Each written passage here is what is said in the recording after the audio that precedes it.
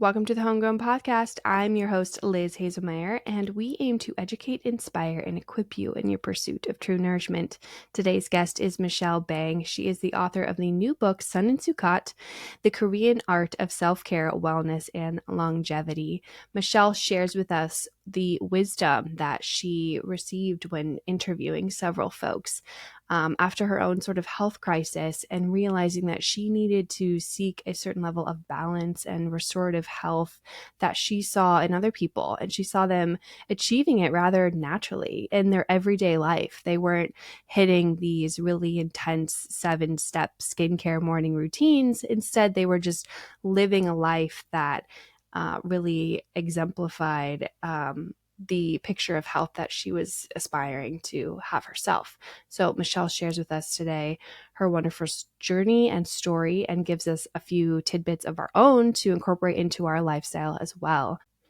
So before we jump into today's show, I do want to thank our podcast sponsor, Ancestral Supplements. Ancestral Supplements creates organ-based supplementation in a wide variety of products that are all aimed to help you really target your nutrition and dial in your wellness. I love them personally because they source from regeneratively raised cattle in New Zealand and they third-party lab test for purity. So they are ensuring that the product is free of any heavy metals.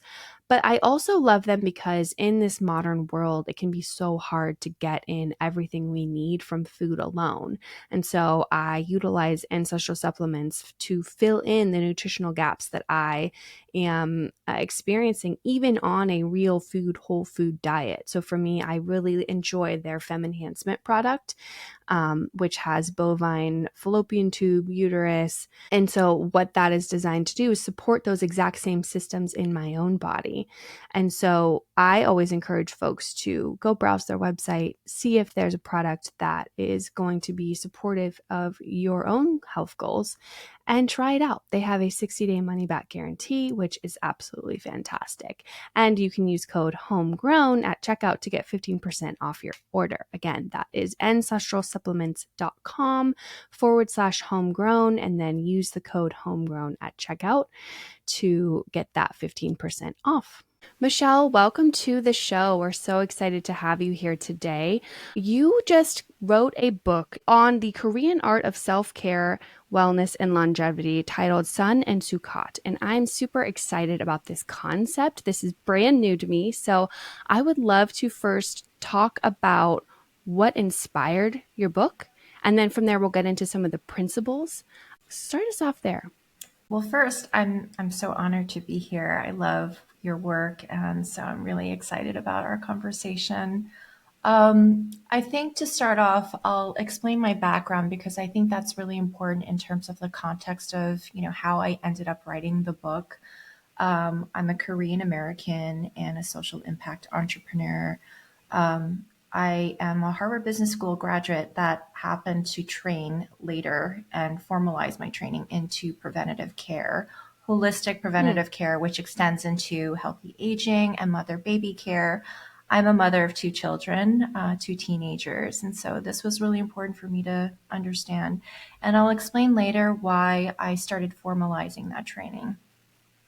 As a child, I grew up, I was born and raised in Brooklyn. So I very much have one foot in East and the other foot in, sort of a West world. And I grew up in actually an East-West medicine environment. My father is a US-based doctor who trained in Korea, top medical school in Korea. And he exposed me very early on to the practical and holistic applications in medicine, which later I started connecting the dots that are actually deeply embedded in our Korean culture. For example, using whole foods and holistic measures to recover from pregnancies, from injuries, from colds, from surgeries.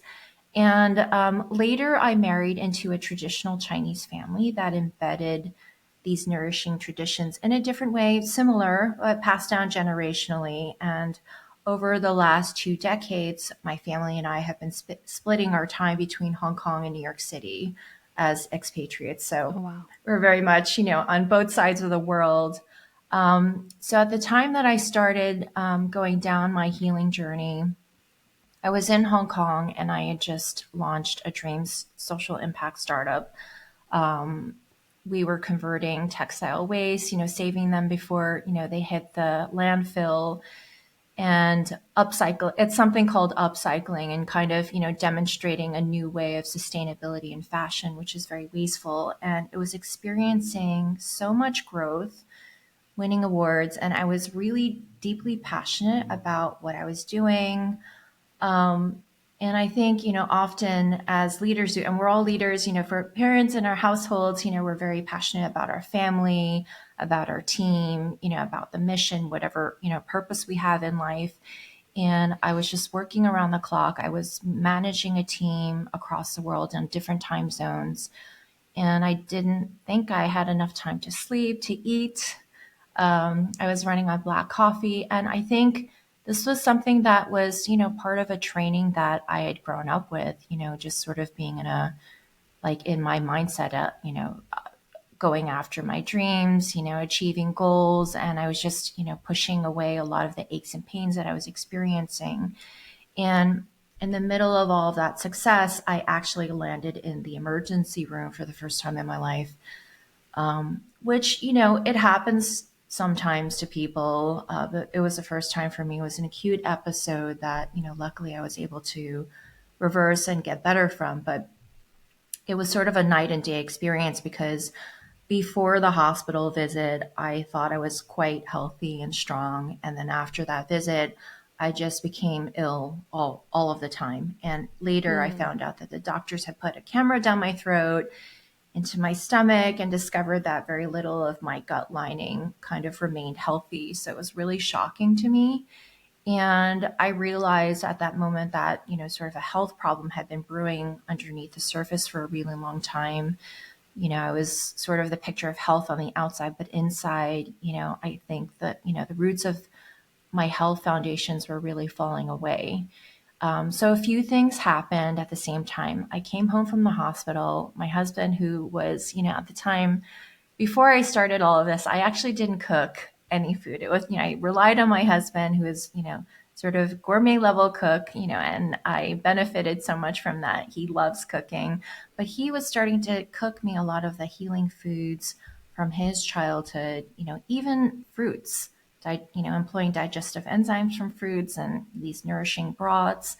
And, slowly my gut was healing. And it reminded me so much of what I had grown up with in my Korean household, including my father, who was making me a lot of these things. And I think sometimes it's just so embedded in our culture that sometimes it's not explained. And so it just helped me to reconnect with what I grown up with. And then I sort of had an aha moment. I realized I was living in Hong Kong, this continent that breathed a totally different way of life. It's a food is medicine way of life. And, sort of the average person is just really living very healthily. So, for example, one morning, in the middle of all this sort of health crisis, I noticed this group of people gathering early in the morning on the beach. I lived next to a beach, and they were swimming in the deep waters in the cold ocean, deeply stretching on the beach. And I was really curious, and I got closer to them, and I thought initially they were, young athletes. They were kind of like wrinkle-free skin, very energetic. And then when I got closer, they were all silver haired. And, after that moment, I think, it's just sort of like sometimes you're living in a place and you're not really thinking about, what is happening around you. And I started noticing more, given the situation that I was in. And I started realizing there were a lot of older people that were just living so vibrantly. And I started interviewing them, and just asking them very simply. They were just really casual questions. I didn't have, in mind that I was going to write a book. What are you doing? What are you eating? What are you doing every day, for exercise? How are you keeping healthy? And, these small little interviews became longer interviews, focus groups, surveys, and I started going deeper into the research. And I realized that, I was living in Asia that was a longevity hub. So if you take a look at, the longevity rates across the world, the Asian countries sort of jostle for the top spots often. So in 2030, South Korea is projected to top the charts. But I started realizing it's not really how many years you're living, it's how many of those years you're actually living vibrantly. So there were, I interviewed people on the streets, but also I went to go travel across China, across Japan, across Korea. And I started wanting to see for myself, what the patterns were. You kind of hear a lot of these really fascinating stories, and I wanted to see them and kind of meet them. And so I started writing just for myself. It was just more of a personal exploration. And there were a lot of travel stories. The way I notate is by drawing as well. So some of the drawings actually ended up in the book, kind of surprisingly. But yeah, I after all of that, I started realizing a lot of these traditions are fading in the modern world, and so I wanted to preserve them. But then I also realized that by kind of preserving the wisdom, but also kind of taking a look at the new science, we could actually tackle a lot of the things that we're facing today, a lot of the challenges. Like, the World Health Organization estimates that 70% of our chronic illnesses stem from, preventable conditions that are prevented by lifestyle changes. And that at the same time, we used to be a lot more environmentally friendly.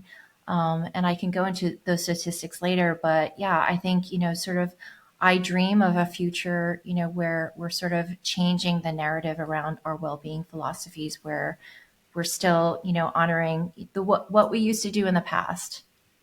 Mm-hmm. Yeah, that's so cool. You almost just conducted your own research through a necessity you had in your own life of like, man, my health needs revamped. And you saw people around you that were living this very natural life. I love that you say it was just so kind of ingrained in your culture that it almost just wasn't even talked about. And so you, through this process, being able to give language to some of the stuff that you had seen so that others who maybe didn't grow up in that culture can glean wisdom from that. I think that's beautiful. I'd love to get into what were some of the initial lifestyle rhythms or sort of like values that you witnessed that really had big impact that were surprising to you? Like, aside from maybe just focused on nourishing foods, were there ones that really stuck out to you in the beginning?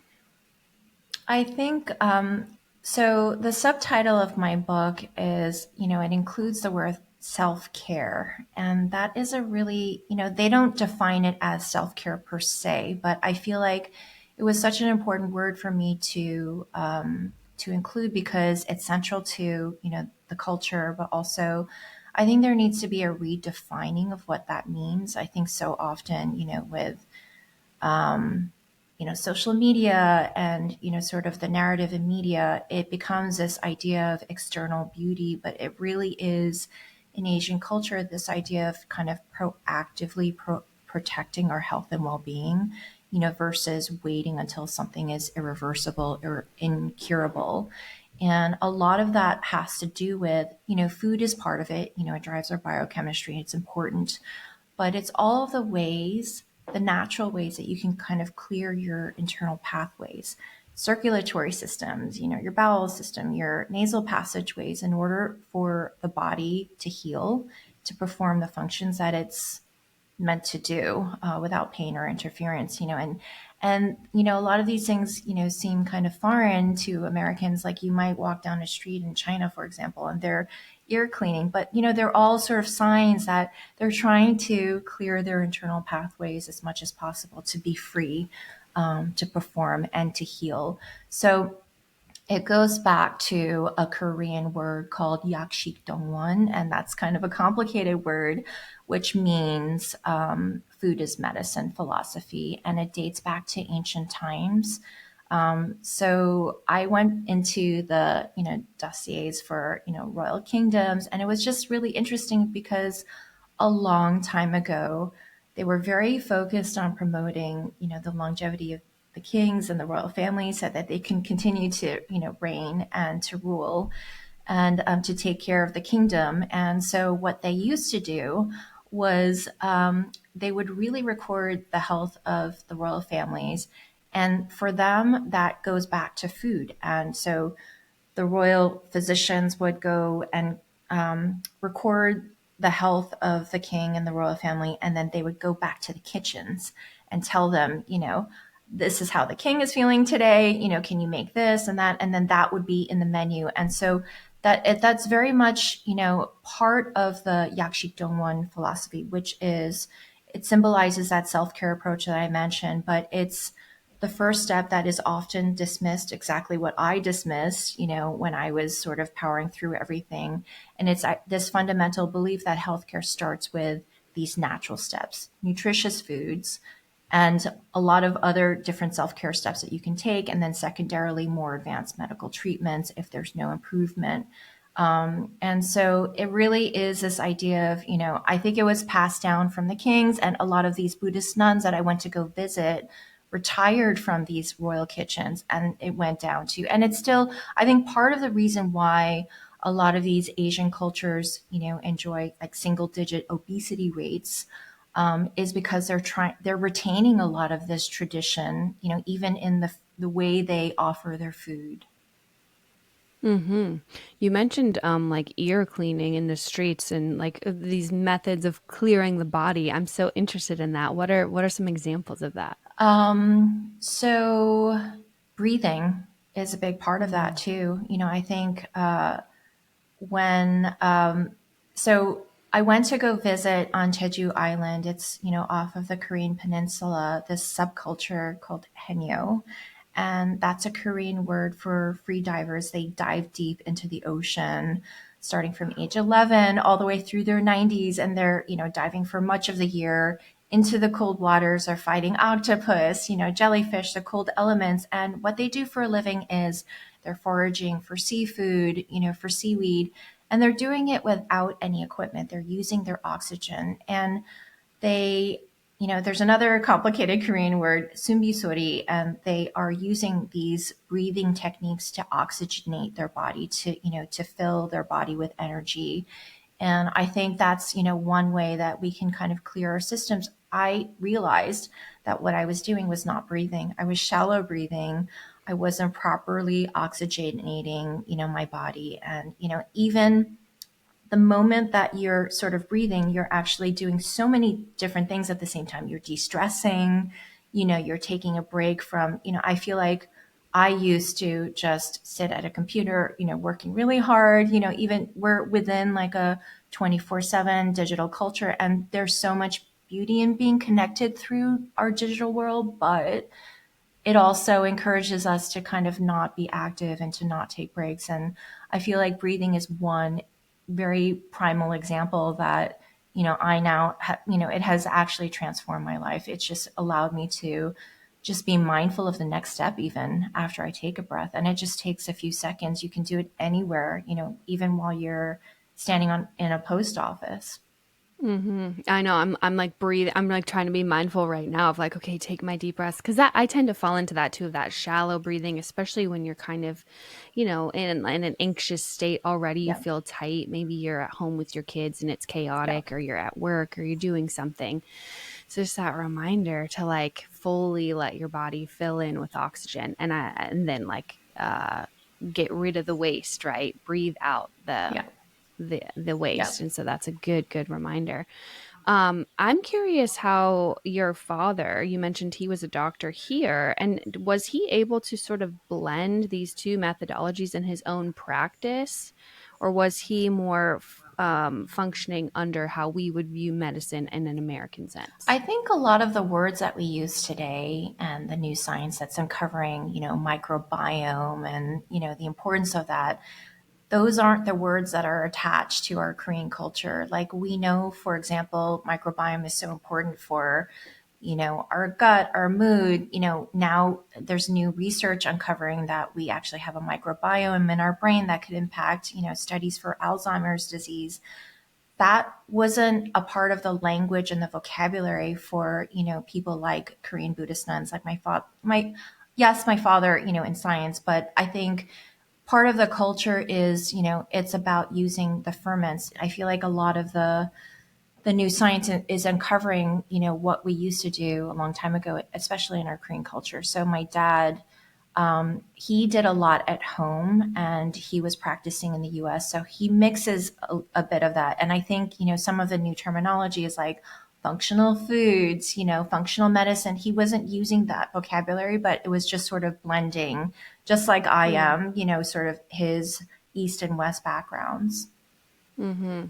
It's interesting hearing you say that. It's almost like I've critiqued sort of American culture before because I felt this, and like we do kind of lack that deep, rich cultural tie to our heritage just because my heritage is very German, but I don't know a whole lot about where my ancestors lived in Germany, for example. And so I almost in an effort to kind of get to the same spot is we use science. We like to use science to explain everything, and it feels very concrete, very unemotional, almost unrelational. And you're right, it's just like, well, these are the terms, and you open a textbook, and this is what you have. And instead, the sort of language that you all are able to use, it might not even be a language, it's just tradition, it's just passed down.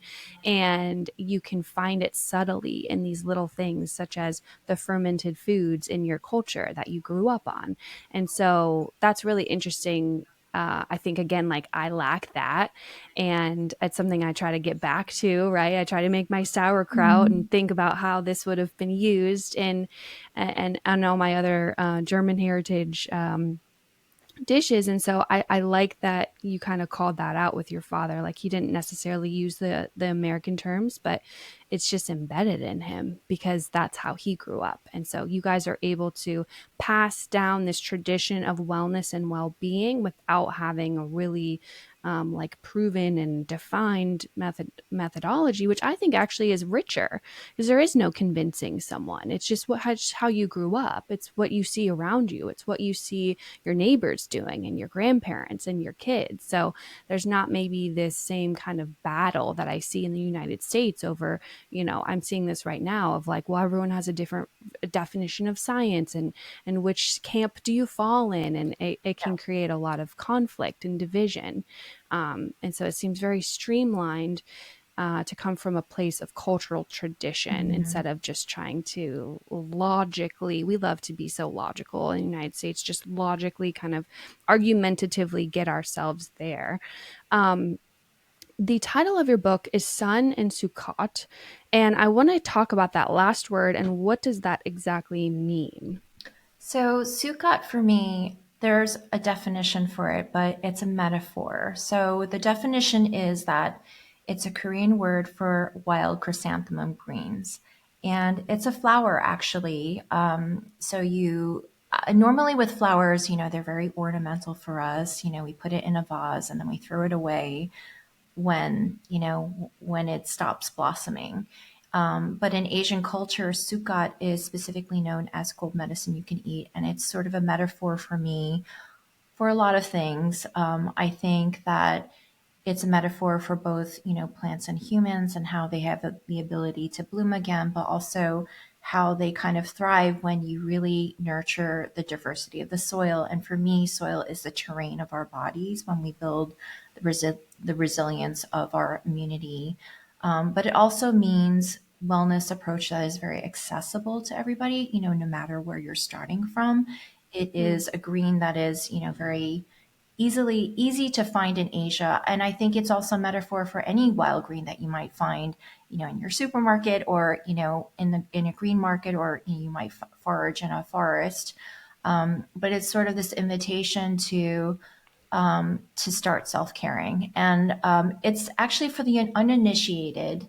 It's really it can be hard to find because it has so many different names. So in Chinese culture, it is tongho.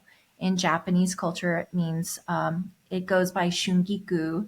It also, in Hong Kong, it goes by Empress, Crown Daisy, and I think that's sort of the complexity of these Asian greens, which are so beautiful to eat. But I think we often have a lot of confusion about, where to find them. But I think the idea behind Ssukgat is that you can use sort of anything and use the same principles behind it. But it's now one of my favorite vegetables, and for my children as well. And in Asia, it's really popular because it has this sort of mustardy flavor that is often used in hot pot. Yeah, that's awesome. I love that.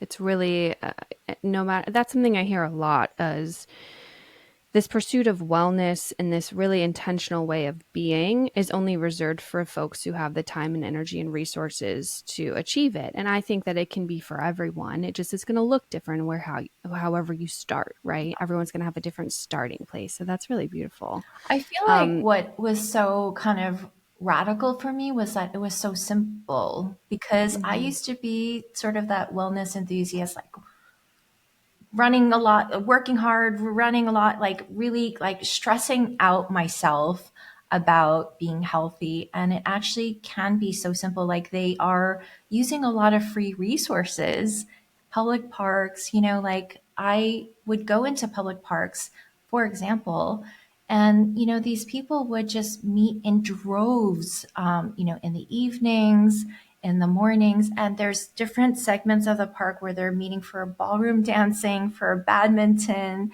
There's definitely an idea of, wellness being cemented by community, but it's all free. They're coming together mm, and they're doing something healthy, and they're kind of cementing it by meeting together and doing it in a group. mhm. I love that.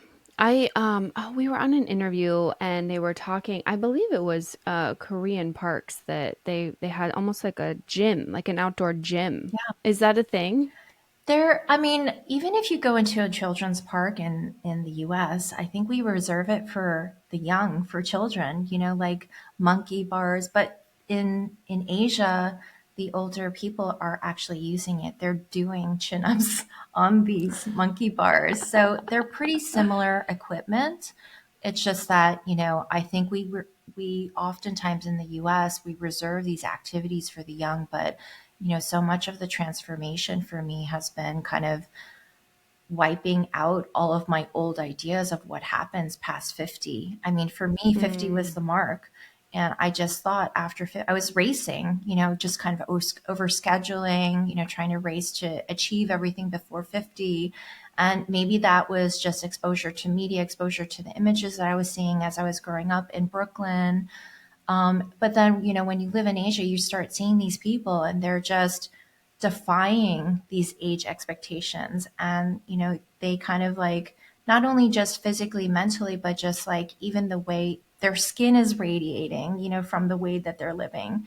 It's amazing. So I have just really changed my ideas of how much more time I have in my life if I actually just start self caring. And it doesn't have to be, it's a million little things that you're doing, like calling a friend, you're walking outside, it's all of the things. Those are all so important if it's nourishing your mind, body, and soul. And I feel like, I kind of take a very naturalist approach to things, and that's a very simple rule for me.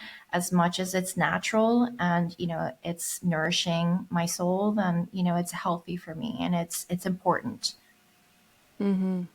Yeah, you mentioned Korean self-care is so much more than just how we might view it as beauty and skincare, right? That's a huge industry, all surrounding this idea of achieving external beauty. And we pour serums and products and balms on our skin, right? And so I'm curious how Korean self-care goes deeper in your definition. I feel like K beauty is a modern construct. When you start seeing, how people used to live, it really was about, simple things like the food and the ferments, taking care of your microbiome. They have external outputs and consequences. And yeah, I think that that's really a modern construct. I myself, I'm quite simple. I kind of try to, as much as possible, be clean. My products, I'm very simple. And, I take more of like an internal inside out approach, making sure that what I'm putting inside my body, and because I think naturally just there will be, sort of external results that are, that are positive as a result of that kind of living. Mm-hmm. So it's almost like treating your body with care and respect will the end result will naturally be beauty. It's not like we need to approach it the other way, which is often what we see is, oh, dump all the serums on, or and I mean it's fun to have a little something luxurious to rub on the skin. I'm not anti serum, but I like that. I like that sort of inside out approach. That makes a lot more sense to me. Yeah, and I I'm think in curious. Korean culture, there's like this curiosity and experimentation with a lot of different things. Like it kind of goes back to like if you were to look at a Korean table, there's a lot of little types of side dishes, little bowls, and we don't need all of those special little bowls to create something, plant diverse and diversity in your diet, but it's this experimentation with whatever they're finding and trying to make it, taste good, or even the way they kind of think about beauty. They're sort of agnostic with a lot of different brands. They just try a lot of different things. So even if you were to go to like an H Mart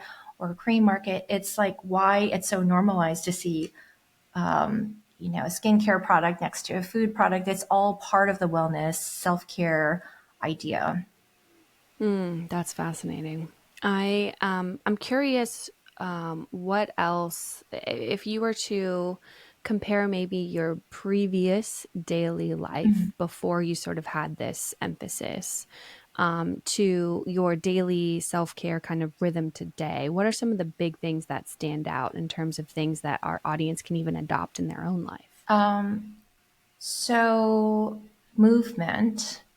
I used to work out really hard in the gym. Hmm. And so, one of the things that kind of like really changed my mind was, well, not only observing the centenarians and seeing how they're living, but also just seeing some of the research. So, Stanford had a study on the longest living populations. And at that time, Hong Kong kind of topped the number of steps that they were recording with Apple Watches. It was about 7,000 steps per day.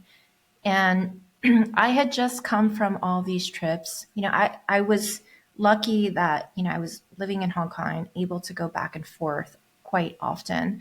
But I had just come back from a few trips and then COVID hit. And I started thinking, okay, I'm going to try walking and seeing how that actually affects the way I feel. And it was just so kind of like a beautiful transformation because it encouraged me to step outside into the natural world. I feel like I just was became so disconnected to nature, to the environment, like even just walking outside and hearing the birds sing, seeing the leaves changing on the trees. I forgot to do all of that. And just simply walking just kind of really transformed my life. So I do a lot of steps. I mean, even if you can't go outside, you can do it inside your home, cleaning the house. It's quite easy to do. And I feel like it's so accessible. So that has been really quite transformative. I feel like the other thing is just, when you're walking outside, you're being in touch with the bacteria in the environment, sunshine, fresh air, dirt. I think that, it's important to build the resiliency of your immunity system to be outside in nature. It's the way we used to live. The other thing too is that, I try to sweat. So I go, whether it's like, I go to a hot sauna or, I go to hot yoga and then I do employ some weights because we used to do chores outside and lift heavy things and I wasn't doing that, and it's all really important for strength. So I'll do something, if I go to a hot yoga, it's combining, I'm sweating, there's a little bit of like I'm there's a little bit of cardio and weights, and then that's probably for 30 minutes, and then most of the time I'm just really walking. That is completely different from the way I used to be active. And then I think hydration. Like, so I forgot to hydrate. Even, I was drinking a lot of coffee. And so, the second that I'm waking up from, my sleep, we're losing a lot of water, and even in our sleep, just our daily activities. So just, drinking water. But there's a lot of water also in the foods that you eat.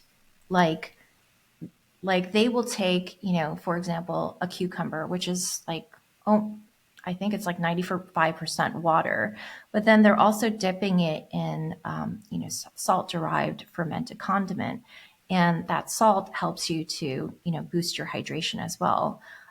So yeah, I think the way that I'm hydrating, with fluids, but also with the foods that I'm eating and the way that I'm doing it has really changed a lot.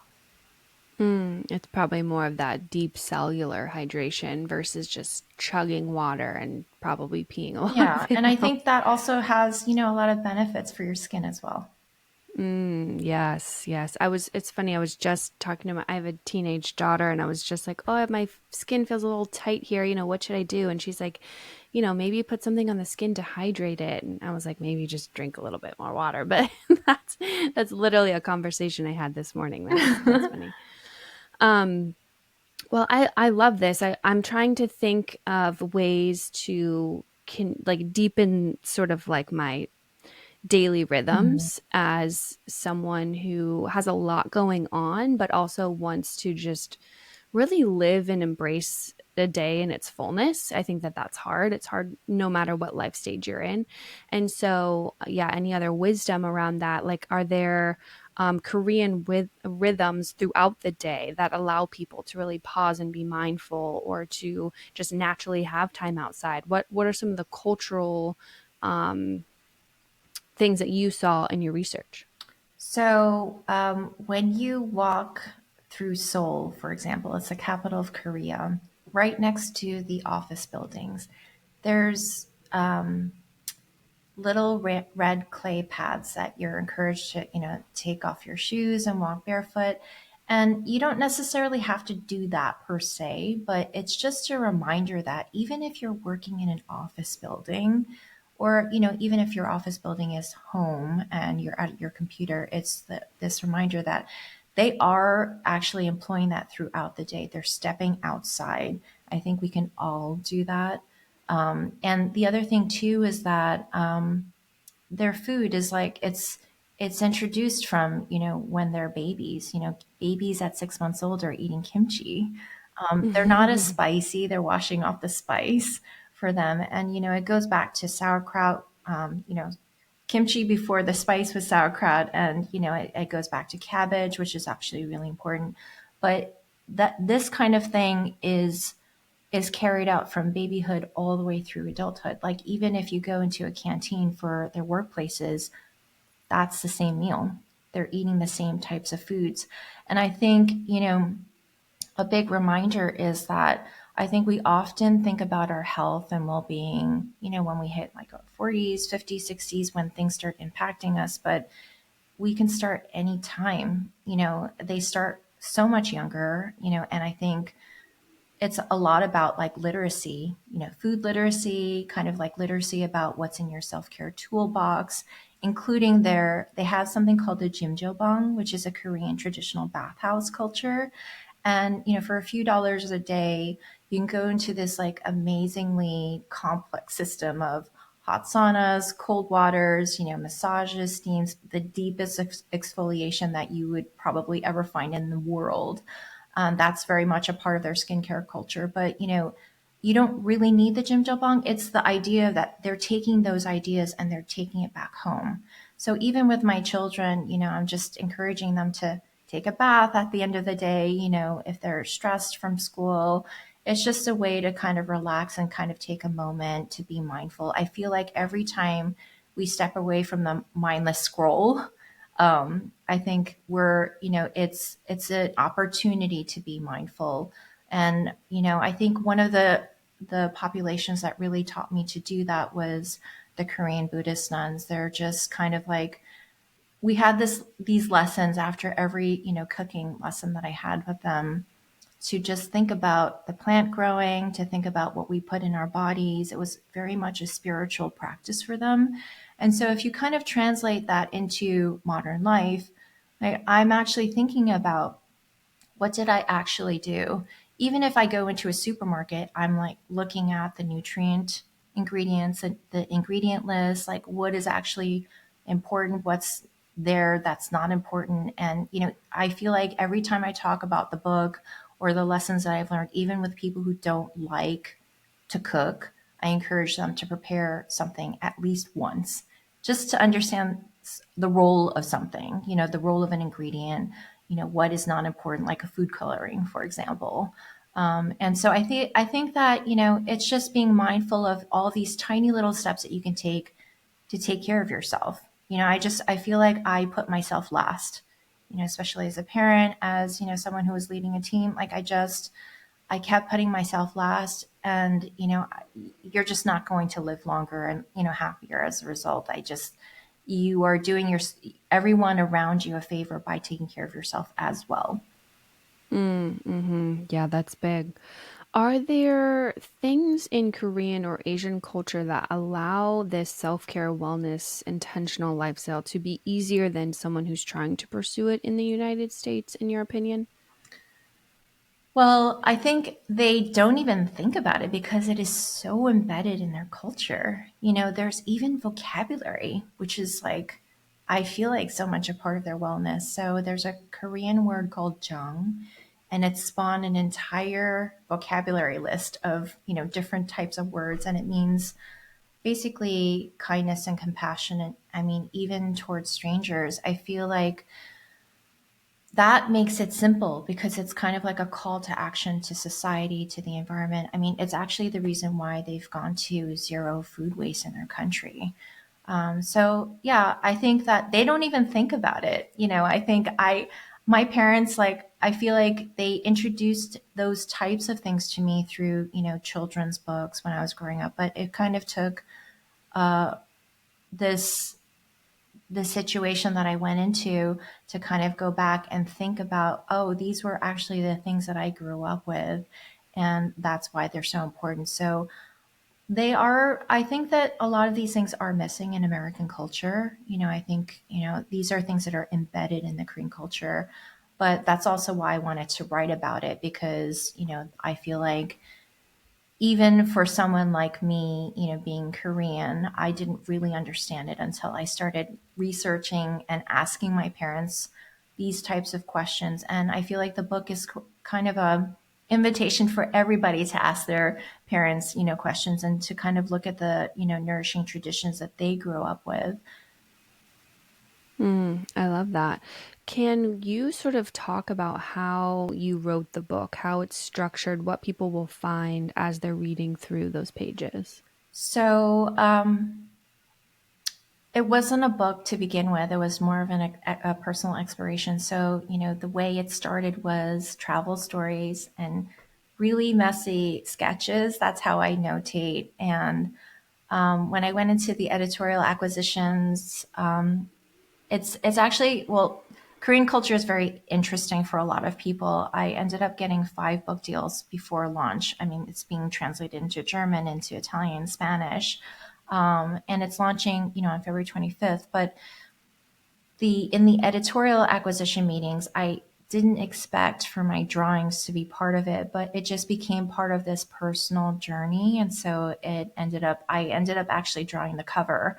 And it's nothing, it's quite simple. I used a Muji pen, a Japanese Muji pen, and they're just pen drawings, that accompany the travel stories. But I also wanted to equate it to the research that I was finding.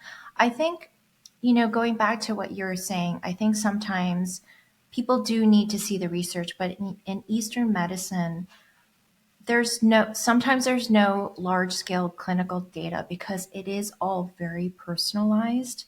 And if it's, these solutions are based on personalized situations, you can't have this mass data. So I kind of also thought about it from a logical perspective. What makes sense to me? What's actually working?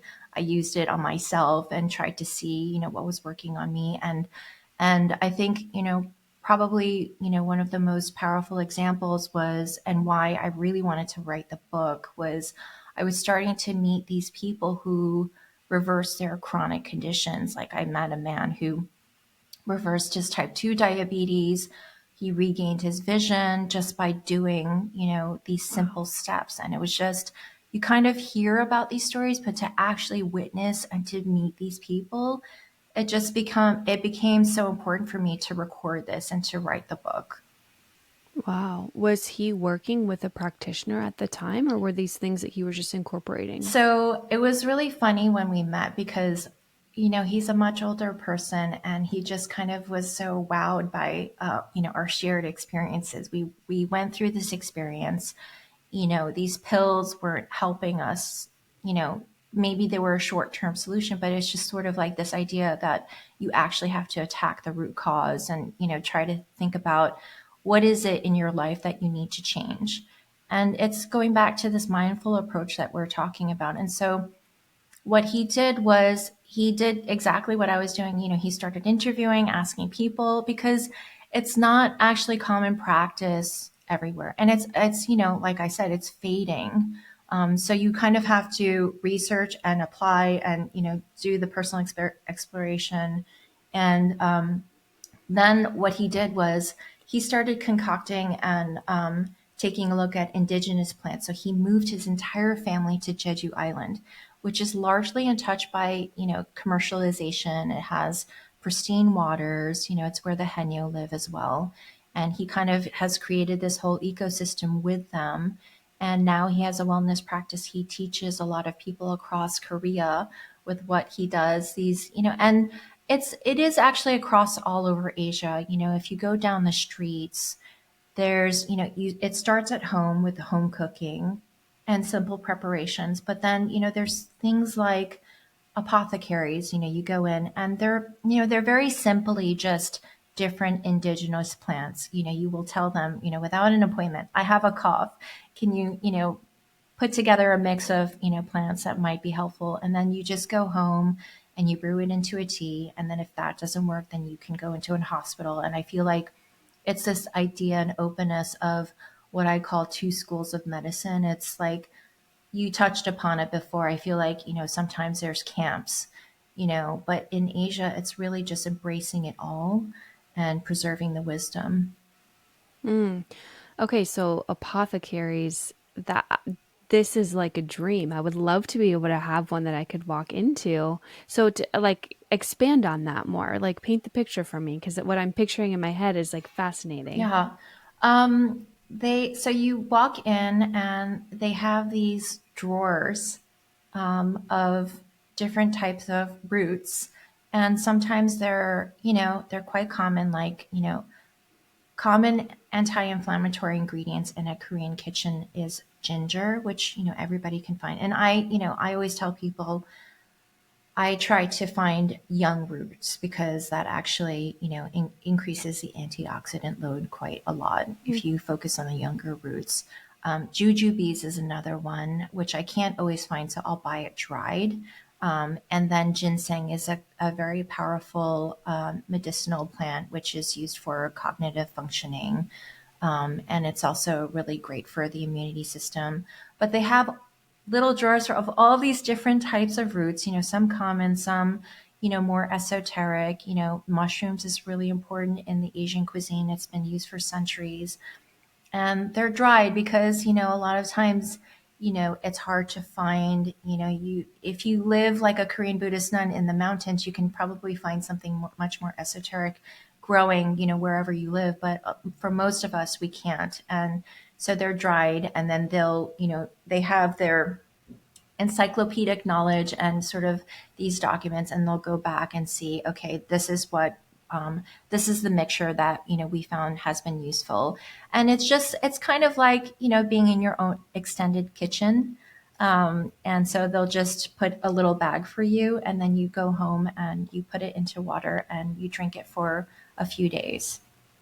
Wow. Is that generally regarded as like a pretty affordable practice? Yes, it is a very Wow. casual sort of. I feel like it's what you like. If you had a back door to your kitchen, it's a bit sort of that idea. Yeah, Wow. I love that. I love that that's sort of the go-to, right? yeah, Is again just like this real food medicinal respect and understanding. And it's funny, even when you were talking about the gentleman who healed himself, what he did was he kind of asked around to other people, and that's so taboo. You almost get mocked in the US if you ask someone like, "Hey, well, I'm kind of experiencing this." They'll be like, "Go to your doctor." I'm not a doctor. The people will tell you that. They won't even share their experience. They'll say, "Go see your doctor." We have this very complicated relationship with experts and authorities as it relates to our medical Yeah. care, and they definitely have a time and a place and a need in our society. We need them, but having this other layer that Asian culture has really been able to hold on to, is this respect for nature, this connection to it, this understanding that food is powerful enough to probably knock off 90% of your, low level flus and Yeah. colds and all those things that people are dealing with. Whereas here in the States, we run to the drugstore. Hmm. It's called the drugstore. It's Yeah. your CVS, your Yeah. Walgreens, and it's just a funny mirroring that's like very very telling, very Yeah, enlightening and to I me. So, think, in Asia, it's normalized. It's just a normal part of the way you live. I mean, even the way in Asia you give birth, it's normalized to take a break. You have a dedicated month where you're being fed soups. Your family's coming together and helping you to nourish your body, your baby. I think we've lost touch with that kind of community and caring for, just giving birth to another human being is like a miracle, but it also takes a lot from your body. And so in Korean culture, there's a seaweed soup called miyeokguk. And miyok has other words as well, so it's commonly known as wakame if you find it in a supermarket. But yeah, it's called Korean birthday soup. So they honor their birthdays by having this soup. But mm, it's also really helpful for lactation. It's fed copiously to mothers who have just given birth. And I remember I didn't think about it. When I gave birth to my two children, that's what my mother fed me. But now I understand the importance of it. mm. How do you see yourself passing on this wisdom and these traditions to your own kids? So, for much of the journey, I traveled alone, but for some of the trips, I went and brought my kids. And it was so funny because they're, for the most part, city kids. But, one time we went to Bali and we were in the middle of the jungle and they were just so scared of being in nature. And it just reminded me I need to take them outside to expose them to the environment, to, the different ways of life, even if we're going to a different country, and the ways that you can do it at home is by, so part of nature is, very simply, what is being grown. So even if you go just to a supermarket, you can bring home something different every time and you can explain it and you can explore it together. You can do some research. I encourage them wholeheartedly to try to prepare things from scratch if they can. Sometimes we have competitions, just for fun. But I think it's part of, just learning how to grow up, to be self sufficient, to learn how to be healthy. I think that's a big part of it. And I think one of the biggest lessons was, stress. I think stress is not necessarily bad, but I think the biggest lesson was, if it's chronic, it actually leads to disease and to inflammation. So for me, I feel like our kids are growing up in this digital culture where, it can be stressful. It can, like, being, in touch with social media or these images all the time being flashed at you can be anxiety ridden. And, they need to de stress. And there's a lot of pressure too, just being placed earlier on. So I really do encourage them to, just take moments for themselves, be mindful, but also, it's okay to take a break. It really is. Mm-hmm. And I'm sure they're watching you and soaking in so much more too, in even more than probably just you're able to verbalize with them. I think our kids look to us as an example. Yeah, I think we're very Absolutely. much our children's first teachers. They kind of Mm-hmm. see what we're doing and they emulate. Yeah, it's a heavy responsibility Yeah. too when you put it like that. Um, okay, so you said the book launches February 25th. Yes. That's exciting. And this will be available everywhere. Tell us where we can find it. Yes, Amazon, Barnes and Nobles, all of the independent bookstores, which I'm so happy about. It's just exciting to kind of like Google your favorite bookstores and see that it's there. But the Yeah. other thing that's been exciting is that I've been invited to a lot of organizations to talk to their employees about how they can self-care because we're always so busy and working wherever that may be.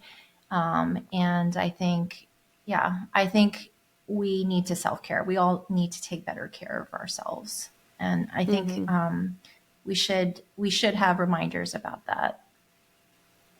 If you could leave our audience with one or two of the most like the biggest impact, the heavy hitters, right? In this self-care, wellness, longevity conversation, what are two things that you would encourage people to incorporate into their daily life based on the conversations that you had when you were writing the book? Wow, there's so much. I mean, I feel like this it's a tiny little book that has like a mission to it. So I am very social impact driven. I'm an advocate for the environment. I feel like, Americans focus on three major crops: wheat, rice, corn.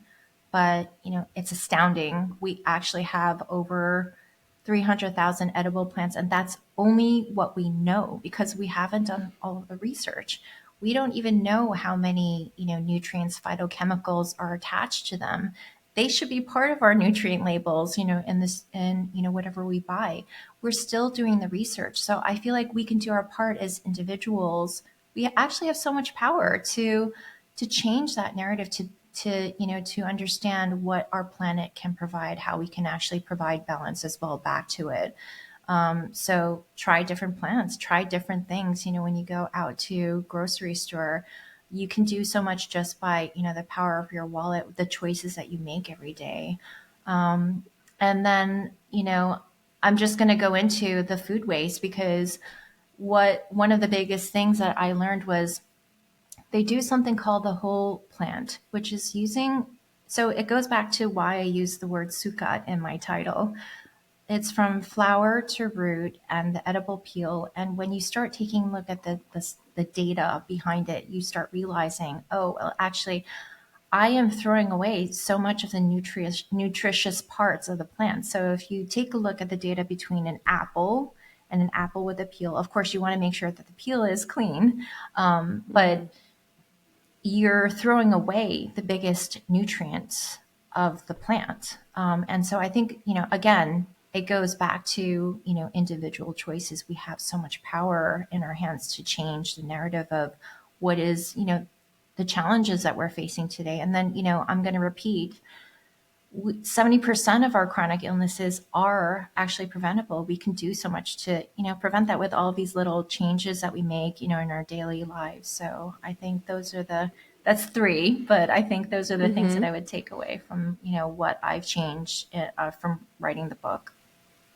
I love that. We often talk about consuming the whole animal on this show, just because that's something that Americans are really struggling Yeah. with. We tend to just like want our little chicken breast wrapped in cellophane, but the whole plant too. I love that. I love just that little reminder of like, no, you can eat a celery leaf. People always cut the leaves off, and I did for the longest time. And then I was like, wait, I really love the texture of this. I'm going to throw it in my soup. Or the stem of the broccoli, might be a little tougher, more fibrous, but there's something you can do with it. Or fermenting the cabbage, all these little ways to really not only use the whole plant, but boost its nutrients, Hmm. which is really, really cool. And I think really well represented in Asian cuisine. You see that all the time. Um, awesome. Michelle, thank you so much for enlightening us and bringing a really unique conversation to the podcast. I love this so much. Will you tell our audience where they can find you and connect with you? I have a website, michellebang.com. And I'm on Instagram, michelle.jungman.bang. I actually didn't start using my middle name until I wrote the book. So, okay. So that's why it's on the URL. I love that. I will have all those links down below in the description so people can just click easily and find you and connect with you there. Thank Thank you you. so much again for joining us. Thank you to today's podcast sponsor, Ancestral Supplements. You guys have been messaging me, telling me that you've tried the protein and you've fallen in love, and you absolutely both love the flavor. You love that it's bone broth based, so it's not necessarily going to be from whey source.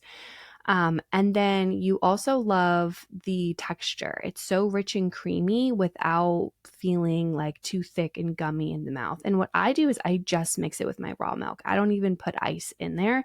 Although if you wanted to, that would be delicious as well. Go check it out. Go try the Ancestral Supplement protein powder if you haven't yet, and I would love to hear your thoughts. You can save 15% with code Homegrown at checkout if you hop over to ancestralsupplements.com/homegrown.